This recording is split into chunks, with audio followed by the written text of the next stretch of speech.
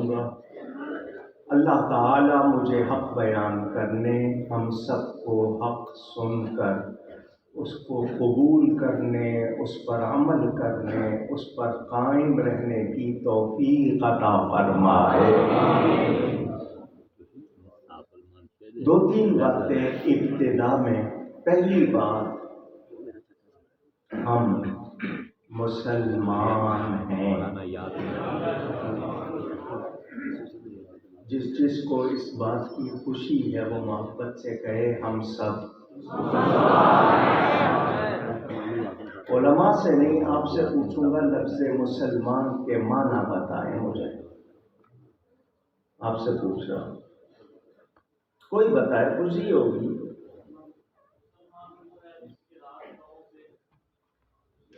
لفظ مسلمان، اسلام،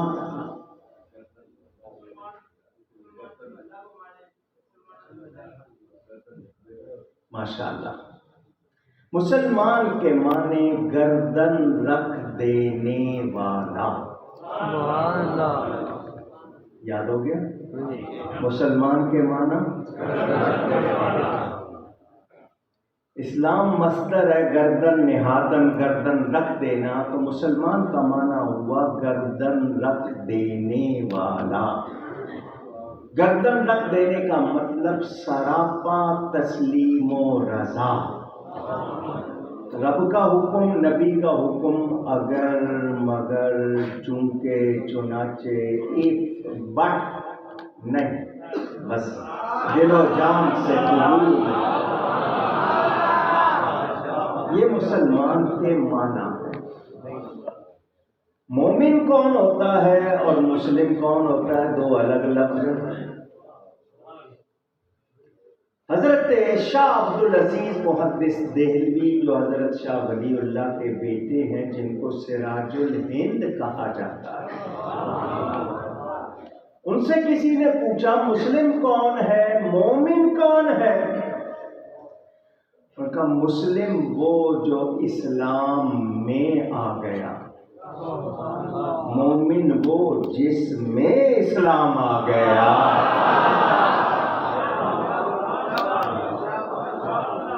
سمجھ آئی بات؟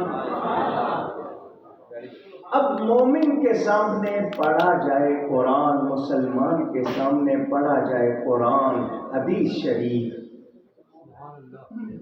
تو اس کو آگے سے اعتراض کرنا، شک کرنا جائز نہیں ہے۔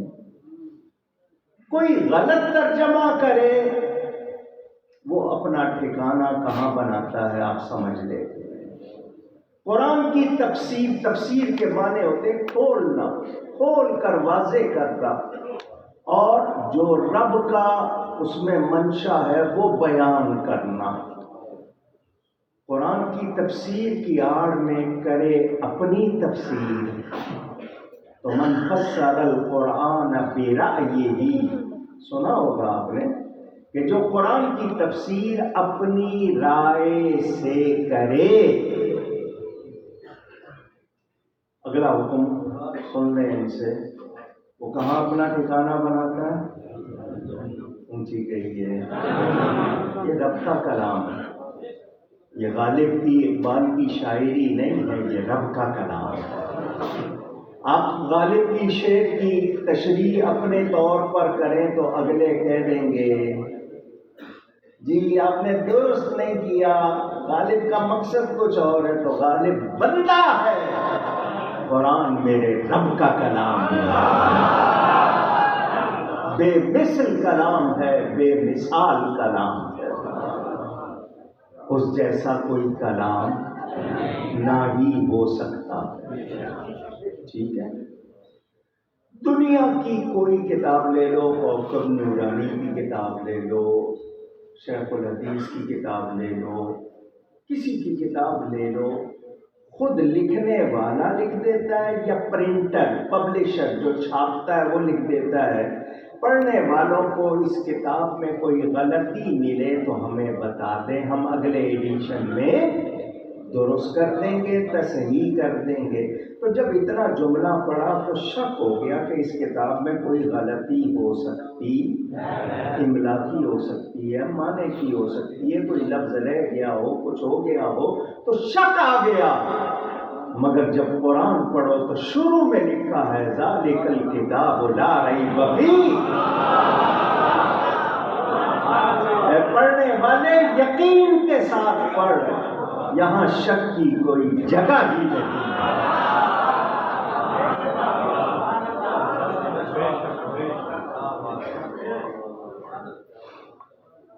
میں امریکہ میں ایک کتابوں کے اسٹور میں چلا گیا۔ آپ کی اس مسجد سے اس کی لمبائی چوڑائی زیادہ، 3 منزلہ۔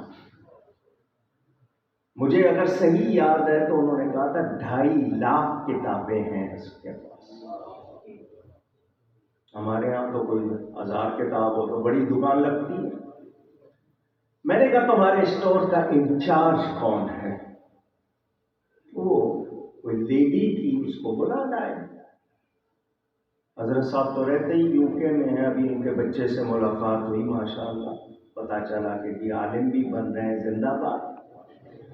انگریزی میں بات ہوئی، میں نے کہا مجھے ایک کتاب چاہیے۔ کتنی؟ کہ کون سی؟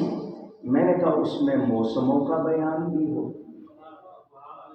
اس میں زمین کا بیان بھی ہو، آسمان کا بیان بھی ہو، انسان کا بیان بھی ہو، حیوان کا بیان بھی ہو، عورت کا بیان بھی ہو، بچے کا بیان بھی ہو، اس میں پھلوں کا ذکر بھی ہو، اس میں سبزیوں کا ذکر بھی ہو، اس میں کھالوں کا ذکر۔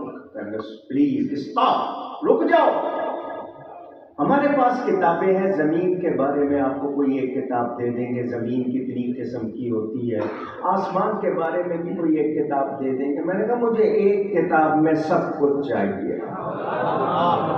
میں نے کہا اور لسٹ سنو، ابھی تو میں اور لسٹ بتاؤں گا، آپ نے تو میری پوری بات، میں نے 10 چیزیں اور تو اس میں یہ بھی ہونا چاہیے، اس میں یہ بھی ہونا چاہیے، اس میں یہ بھی، کھانے کے آداب بھی ہوں، پینے کے آداب بھی ہوں، سونے کے آداب بھی ہوں، عبادت بھی ہو، اس میں معاملہ۔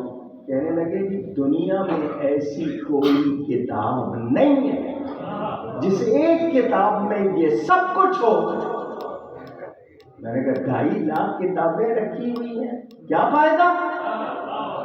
میں ایک کتاب دماغ کے بارے میں پڑھوں، ایک دل کے بارے میں پڑھوں، ایک آنکھوں کے بارے میں پڑھوں، ایک کان کے بارے میں پڑھوں، ہو سکتا ہے اس کا اوپینین، اس کی رائے مجھے پسند نہ آئے، آپ دوسرے شخص کی دے دیں گے، میں تو کنفیوز ہو جاؤں گا، میں تو شک میں پڑ جاؤں گا۔ یہ تو کوئی بات نہیں، مجھے ایک کتاب چاہیے جس میں جو بیان ہو وہ بالکل حقیقت ہو، اس کو جھٹلایا نہ جا سکے۔ اس نے کہا جی سوری، ایسی کوئی کتاب نہیں۔ میں نے کہا میرے پاس ہے۔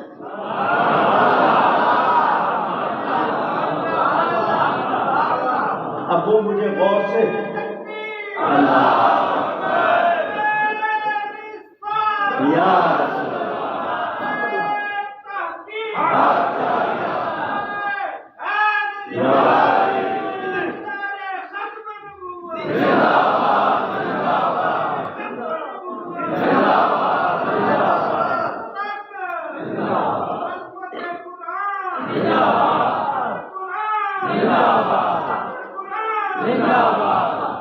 کوئی نعرہ رہ گیا ہو تو لگا لو، میں انتظار کر لوں گا۔ کاش کہ ہم صرف نعرے نہ لگاتے، کچھ کر بھی سکتے ہیں، کچھ کر کے دکھاتے۔ نعرے بہت اچھے ہیں ماشاءاللہ، سنیں۔ میں نے کہا میرے پاس ہے۔ انہوں نے کہا جی آپ کے پاس ایک کتاب اور اس میں سب کچھ؟ میں نے کہا سب کچھ۔ کیا نام ہے اس کتاب کا؟ میں نے کہا قرآن۔ اس کی شرح 600 جلدوں میں لکھنے والے نے، یعنی قرآن کی شرح تفسیر 600 جلدوں میں لکھی، اور لکھ کے یہ کہا کہ میں حق ادا نہیں کر سکا۔ وہ کتاب، رب کی کتاب، میرے نبی کا ارشاد خیرکم من تعلم القرآن وعلمہ، تم میں سے بہترین کون؟ جو خود قرآن سیکھے اور سکھائے۔ جب وہ سکھاتے ہیں تو ان کا نام شیخ الحدیث ہو جاتا ہے، پھر وہ استاذ العلماء بن جاتے ہیں، پھر ان کے شاگردوں کی قطاریں لگ جاتی ہیں۔ یہ معمولی بات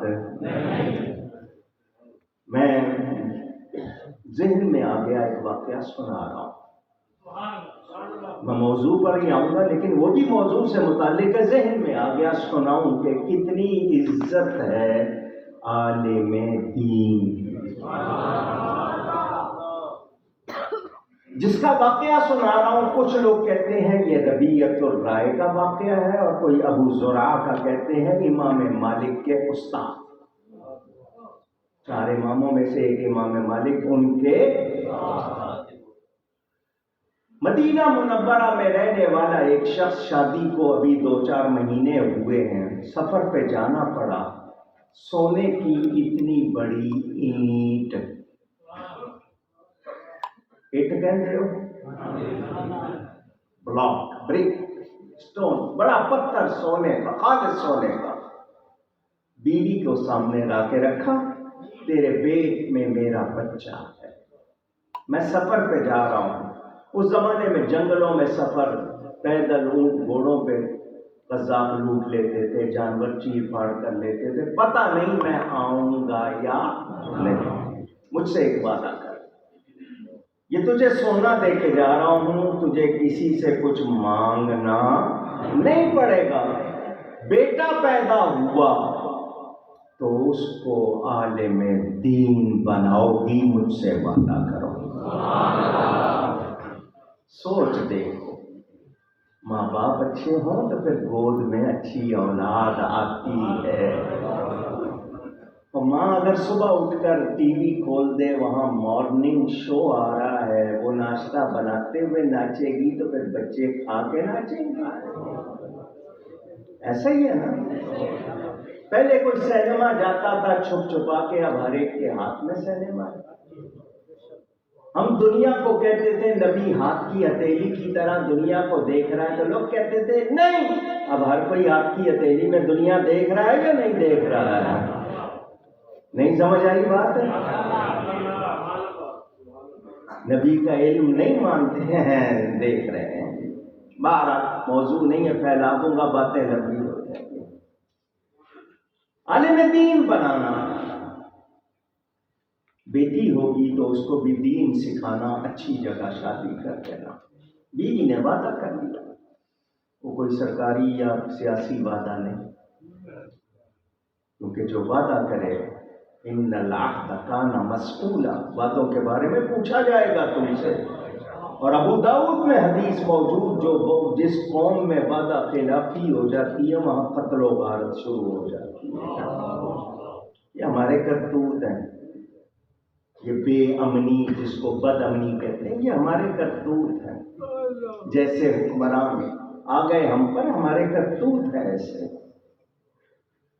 وہ سفر پر روانہ ہو گیا۔ اس زمانے میں اخبار نہیں تھے، ریڈیو نہیں تھا، ٹیلی فون نہیں تھے، الیکٹریسٹی نہیں تھی، کوئی خبر نہیں۔ برسوں گزر گئے، وہاں اس کو کوئی حادثہ پیش آ گیا، لمبا ٹائم گزرا۔ ٹائم گزرنے کے بعد واپسی ہوئی، مدینہ منورہ پہنچا، جمعے کا دن تھا۔ بہت مختصر کر دیا میں نے۔ ڈر رہا ہے گھر جاتے ہوئے کہ گھر جاؤں، ہو سکتا ہے بیوی نے مفقود الخبر جس کی کوئی خبر نہ ملے، اتا پتہ نہ چلے، تو کہیں شادی نہ کر لی ہو، پتہ نہیں بیٹا ہوا بیٹی کیا ہوا کیا نہیں ہوا، گھر جاؤں بیوی نے گھر بھیج دیا ہو، کہیں اور چلی گئی ہو، طرح طرح کے خیالات۔ جمعے کا دن ہے، صبح صبح پہنچے ہیں، سب کے پاس بعد میں جاؤں گا، پہلے اپنے نبی کو سلام کرو۔ مواجہ شریف میں مسجد نبی میں آ کے سلام کیا، اس زمانے کے لوگ جمعے کے دن جلدی آتے تھے مسجد میں، آپ کی طرح نہیں کہ دوسری اذان ہوگی تو پھر آنا ہے، کیونکہ جتنا جلدی آئے گا اتنا ثواب زیادہ ہوگا۔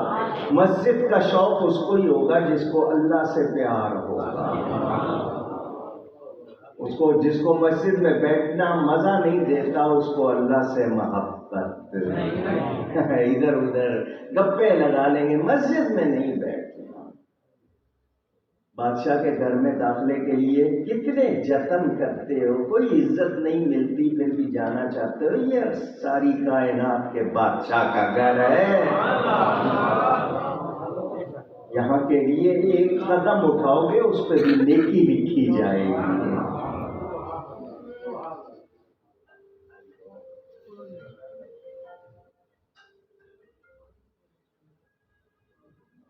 بہت تکلیف ہوئی مجھے، آپ مسجد میں فون بند کر کے نہیں آتے، موسیقی بجا رہے ہیں آپ مسجد میں۔ مسلمان ہیں نا، یہ آپ کی مسلمانی ہے۔ مسجد میں وہ گھڑی لگانے کی اجازت نہیں جس میں گھنٹے کی آواز آتی ہو، اور آپ موسیقی بجا رہے ہو۔ آپ تو یہاں کیا، آپ تو مکہ میں مدینہ میں جا کے فون بند نہیں کرتے۔ رب سے ملنے آئے ہو یا اپنے باتیں کرنے آئے ہو؟ جانا جنت